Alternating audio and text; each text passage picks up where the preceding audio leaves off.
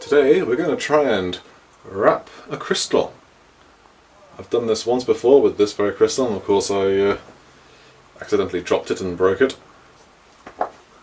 So let's wrap a new one. The astute amongst you will note that I use the word try, and that's because I have tried to wrap this crystal before, but I could never quite get the same effect that I managed to get with this one. And you know, it's not exactly a professional level binding or anything, but it really does hold it very securely, and you know, I like the effect. We really need three things for this: the crystal, the wire, and a pair of pliers. With the crystal, it's important that it is such a shape that you can actually clamp onto it. If it's a perfectly smooth, flat shape, then it's just going to slip out of whatever binding you put it in. Whereas this has a slight taper to it, which means that it will go down into the socket and not slip out.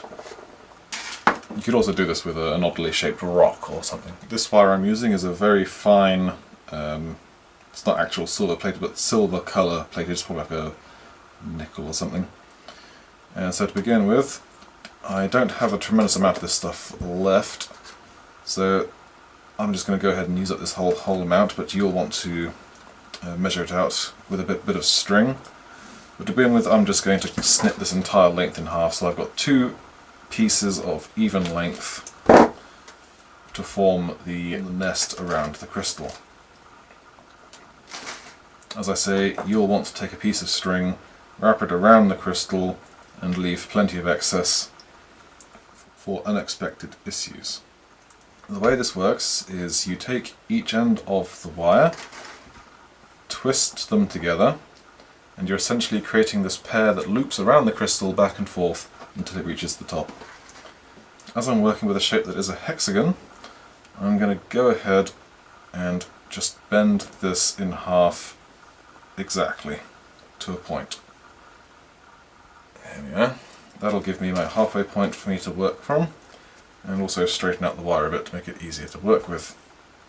So, as I say, this is a hexagon, so I'm quite happy to loop this on to an edge, pull it hard to sort of get a bit of shape to it, and you can see that we're going to make our first join where the two wires will meet. So if I go ahead and get the second wire in, and just do the same again. Oops, that's looped around itself. Wire can be a bit fiddly to work with, but once you start getting it on the crystal, it gets easier. There we are. Alright, so that's 1 and 2. So now you can see we've got our wires on, holding it equally on each side. So what we need to do now is decide how far down we want the bindings to start. I'm going to go about a third of the way down, or try to anyway. As I say, it's going to be a bit fragile till you've got a couple layers on, but bear with it. Then take each of your sides, and starting with one side, twist it round. 1, 2, 3, 4, 5. Depending on how tight you want your nesting, you can do fewer or more twists. In this case it's quite a loose binding, so I'm going to go for 5.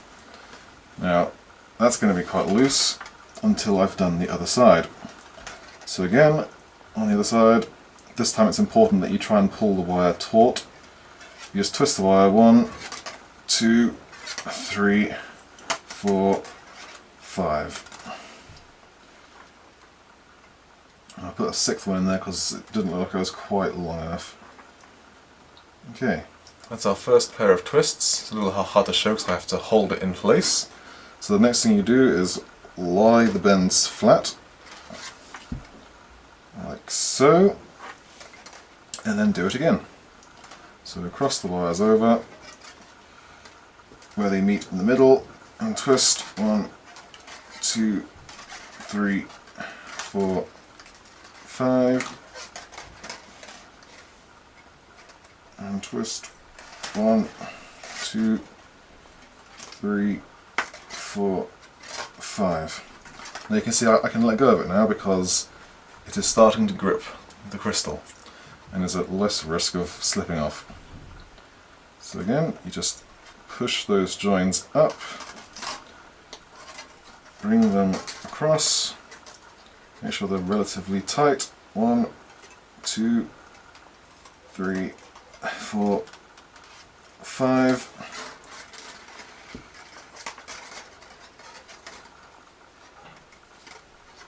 One, 2, 3, 4, 5.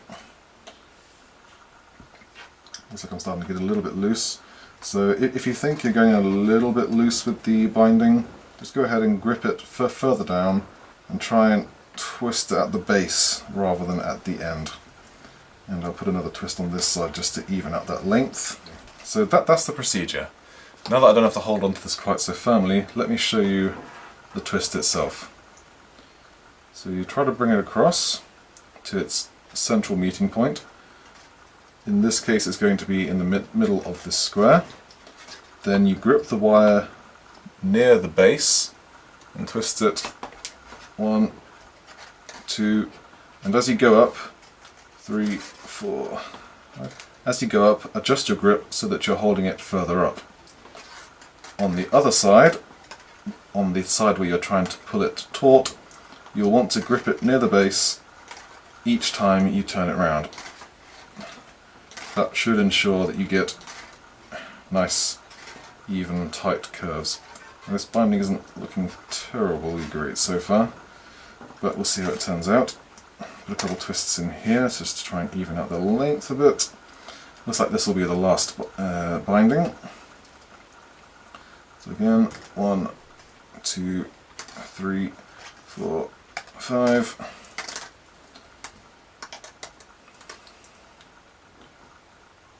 One, 2, 3, 4, 5. And up. As you can see, we've now bound the crystal up to the top. That's feeling pretty good and solid. So now we need to finish it off. Now with this one I've made a simple loop just by twisting the wire into a circle, and I will replicate this effect.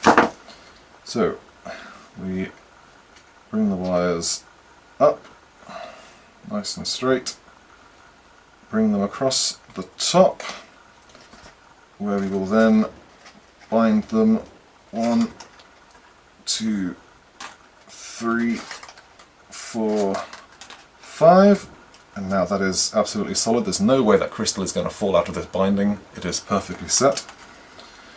And now to create the loop, we just bring the wires together, which can be a little tricky. I believe on this one, to give it a sort of woven effect, I loosely twisted the wires, so just hold on to the whole thing and just turn it like so.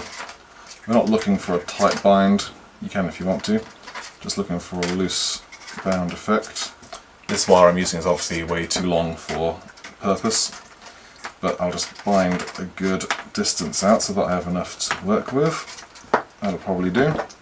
I'll just cut off the excess. I can always cut it short if I need to.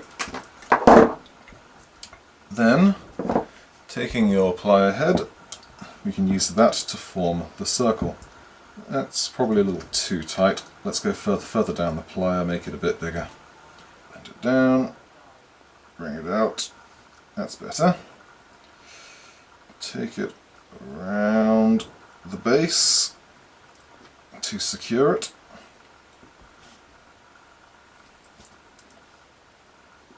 And I think with the length I have, I'm just going to take it around the base again and use the pliers to manipulate that very last bit, because it's going to be hard to do it by hand. I'm going to want to try and tuck that sharp end underneath the binding so that I don't hurt myself. And I'll do that just by pushing it physically under with the pliers. Using the pliers, I'll just do a little bit of shape adjustment. Now, the binding isn't quite as neat as the original one, but this is why we've used wire. You're going to want to be careful not to distort the wire too much, but because it's wire, you can adjust, straighten, and generally manipulate it to a certain extent. I've got a bit of a kink in the wire there, which is unfortunate. I should have taken that out before we started, but a quick, careful snick with the pliers and that's mostly gone. So I've got the same on the other side as well. Wasn't really paying attention, clearly. That's looking a little bit better. I'm going to drag these wires down a bit, try and make a sort of hexagon shape out of them. Just a little bit of manipulation, being careful not to loosen our binding by sliding it too far down.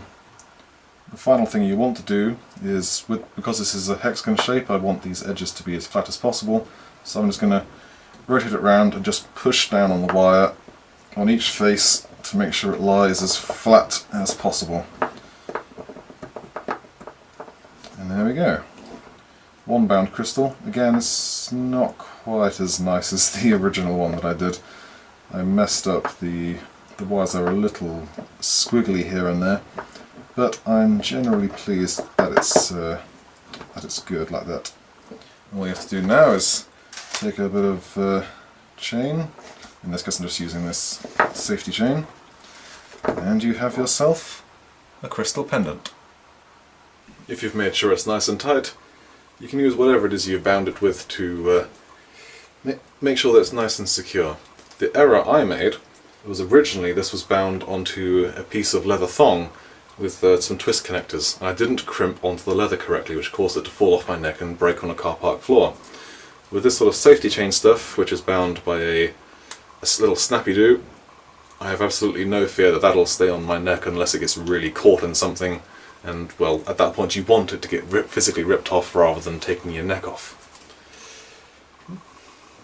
It's not the prettiest method, and I'm sure there's better ones out there, but for now, I'm Raven, and that's all from the lair.